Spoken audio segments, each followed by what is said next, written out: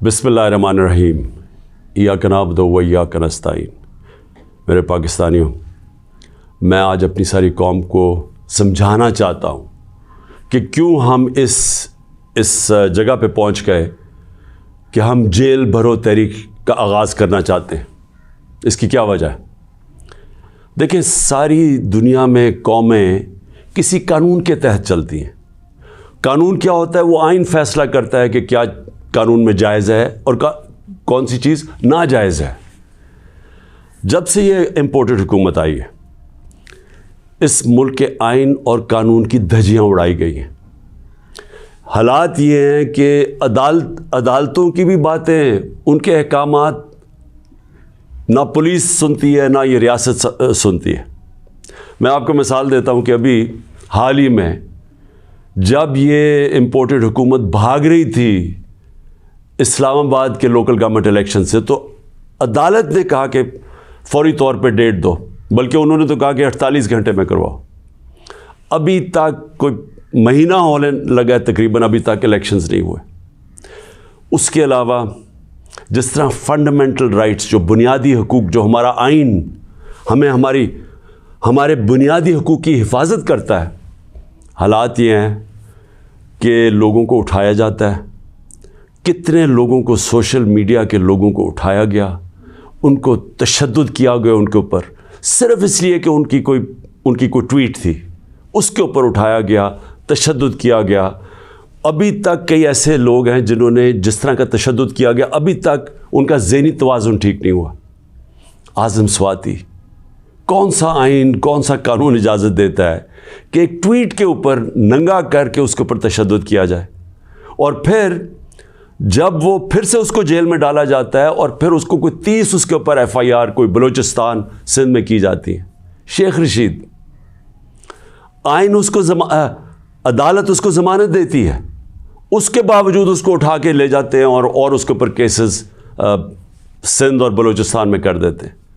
فواد چودھری، عدالت 4 دفعہ کہتی ہے IG کو کہ پیش کرو فواد چودھری کو عدالت میں، اور وہ اس کو اسلام آباد لے جاتے ہیں۔ تو یہ تو میں تھوڑی مثالیں دے رہا ہوں جو شہباز گل سے ہوا۔ کسٹوڈیل ٹارچر، تشدد، یہ پاکستان کے قانون کے خلاف ہے۔ تشدد بھی ہوا اور اس کو کوئی ریلیف نہیں ملی، اور پھر ڈرایا دھمکایا گیا اور کیسز کیے گئے۔ پرامن احتجاج ہمارا تھا 25 مئی کو، اس کے اوپر جو ظلم کیا گیا، کون سا قانون اور آئین ایک جمہوریت میں اجازت دیتا ہے کہ پرامن احتجاج کے اوپر تشدد کرو؟ انہوں نے 3 دھرنے ہمارے اگینسٹ دیے اور لانگ مارچز کی، کس کے اوپر ہم نے کوئی سختی کی؟ تو میں تو یہ تھوڑی سی مثالیں دے رہا ہوں آپ کو کہ ہمارا سارا جو ہمارے آئین اور قانون کے اوپر جو اعتماد ہے ہم اس قوم کا، وہ اٹھتا جا رہا ہے۔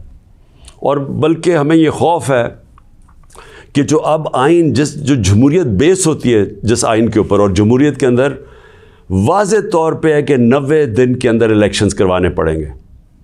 ہم نے اپنی 2 حکومتیں پنجاب اور سندھ میں کیوں گرائیں؟ ڈیزالو کی خود کوئی ایسے نہیں کرتا۔ ہم نے صرف آئین کو سامنے رکھ کے کی کہ ہمیں جب پتہ تھا کہ 90 دن کے علاوہ آپ آگے نہیں جا سکتے، تو ہم نے اس کو سامنے رکھ کے الیکشنز کی طرف گئے، اس لیے کہ ملک ایک بہت بڑے بحران کا شکار ہے، ایک پولیٹیکل انسٹیبلٹی کا شکار ہے، اور جب تک اس ملک میں سیاسی استحکام نہیں آتا، ہماری معیشت نہیں ٹھیک ہونے لگی۔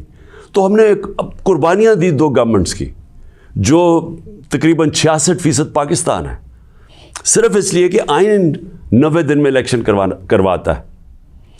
ابھی تک کتنے دن ہو گئے ہیں؟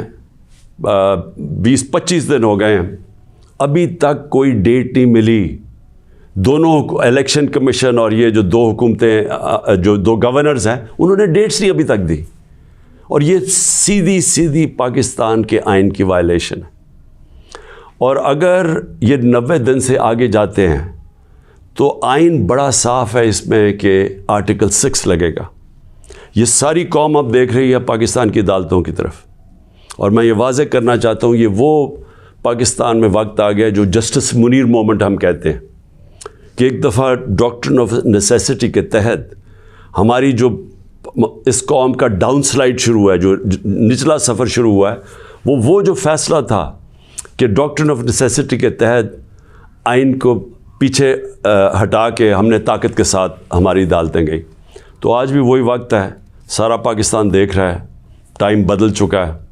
اگر یہ ہم نے دیکھا کہ اس سے آگے جاتے ہیں تو ہم نے یہ پلان کیا ہوا ہے کہ ہم نے اپنے آئین, اپنے ملک کے قانون کے رول آف لاء کے لیے, انصاف کے لیے ہم نے یہ جیل بھرو تحریک کا فیصلہ کیا, کیونکہ ہمیں کوئی نظر نہیں آ رہا کہ یہ جو وہ لوگ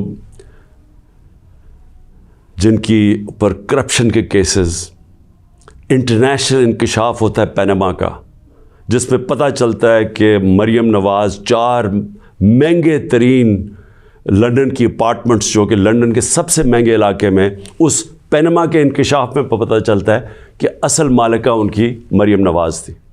اس کے بعد سارا ٹرائل ہوتا ہے, سزا ہوتی ہے. تو ان کے اوپر تو کوئی ایسا تشدد نہیں ہوا, ان کو تو جیل میں رائلٹیز کی طرح رکھا گیا.